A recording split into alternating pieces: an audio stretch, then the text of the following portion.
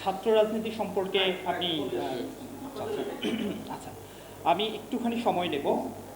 বর্তমান আমাদের যে ছাত্র সমাজ যে ভাইয়েরা রয়েছেন তারা আমাদের কাছ থেকে তারা একটা দাবি করেছেন যে ছাত্র রাজনীতি নিষিদ্ধ বা এই ধরনের কিছু একটা দাবি করেছেন। ছাত্র ভাইদের সাথে তাদের এই দাবিটার সাথে আমরা যদি কথা বলতে চাই, একটুখানি আমাদেরকে পেছনে যেতে হবে। আমাদের ছাত্র সমাজ বা ছাত্র রাজনীতি বা বৈষম্য বিরোধী আন্দোলনের সাথে যারা ছিলেন, সমন্বয় বা আহ্বায়ক যারা ছিলেন, ওনারা যেই দাবিটা করেছেন সেই দাবিটার উত্তরটা জানতে হলে আমি একটুখানি সবাইকে পেছনে নেব। ছাত্র রাজনীতি ওনারা নিষিদ্ধ করতে বলেছেন। গত এক যুগ ধরে আমরা ছাত্র রাজনীতি বলতে কি দেখেছি? আমরা ছাত্র রাজনীতি বলতে দেখেছি বিশ্ববিদ্যালয়ের গেস্ট রুমের আয়োজন। আমরা ছাত্র রাজনীতি বলতে দেখেছি একজন নির্দিষ্ট ব্যক্তিকে প্রোটোকল দেওয়ার জন্য, যিনি এরোপ্লেন থেকে নামবে তাকে প্রোটোকল দেওয়ার জন্য সেই সকাল 8টা থেকে রাস্তার দুই পাশে দাঁড়িয়ে থাকা। আমরা ছাত্র রাজনীতি বলতে দেখেছি টেন্ডারবাজি, আমরা ছাত্র রাজনীতি বলতে দেখেছি চাঁদাবাজি, আমরা ছাত্র রাজনীতি বলতে দেখেছি সিট দখল করা, আমরা ছাত্র রাজনীতি বলতে দেখেছি যে ছাত্র নেতা ধর্ষণের সেঞ্চুরি করে মিষ্টি বিতরণ করে উপভোগ করা বা উদযাপন করা। গত এক যুগেরও বেশি সময় ধরে আমরা ছাত্র রাজনীতি বলতে এই ধরনের পরিস্থিতি আমরা দেখে এসেছি।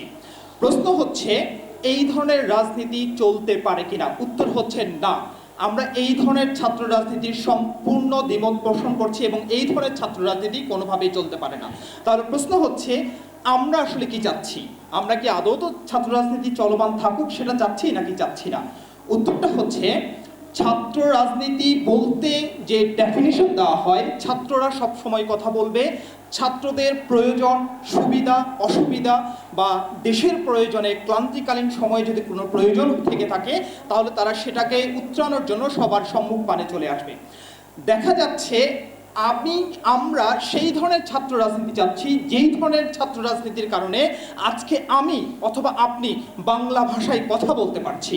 অর্থাৎ 1952 সালের যে ছাত্র রাজনীতি ছিল, তমুদ্দিন মজলিস সৃষ্টি হয়েছিল, তাদের সেই সাংগঠনিক কার্যক্রমের কারণে আমরা আজকে বাংলা ভাষায় কথা বলতে পারছি। আমরা সেই ধরনের ছাত্র রাজনীতি চাচ্ছি যে ধরনের ছাত্র রাজনীতি 62, 66, 69, 70, 71-এর স্বাধীনতার আন্দোলনের ক্ষেত্রে অগ্রণী ভূমিকা পালন করেছে।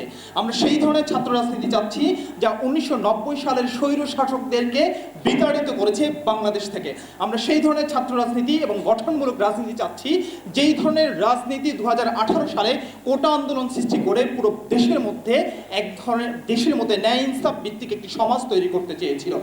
এই ধরনের ছাত্র রাজনীতি আমি মনে করছি যারা দাবি করছে যে ছাত্র রাজনীতি থাকা উচিত নাকি উচিত না, আপনি যদি তাদেরকে জিজ্ঞাসাও করেন নিগূঢ় তত্ত্বভাবে যে তোমরা এই ধরনের ছাত্র রাজনীতি চাও কি না, আমি নিশ্চিত, শতভাগ নিশ্চিত তারা আমাদের সাথে একমত হবেন এই ধরনের ছাত্র রাজনীতি তারা চায়। কিন্তু গত এক যুগ ধরে ছাত্র রাজনীতি বলতে যা চেয়েছে সেটা তারাও যেমন চায় না, আমরাও চাই না।